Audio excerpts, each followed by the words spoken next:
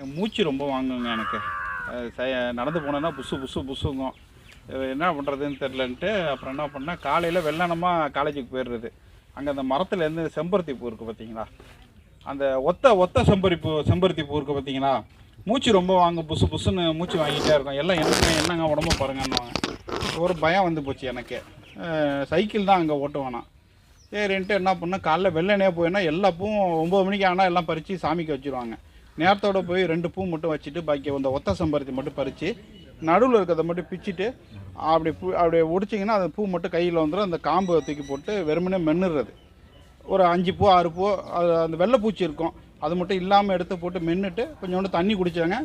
தொடர்ச்சியாக ஒரு 20 நாள் 25 நாள் அது மாதிரி செஞ்சுட்டு இருந்தாங்க. அந்த மூச்சு வாங்குறது நின்று போச்சுங்க. எளிமையான ஒரு மருத்துவங்க.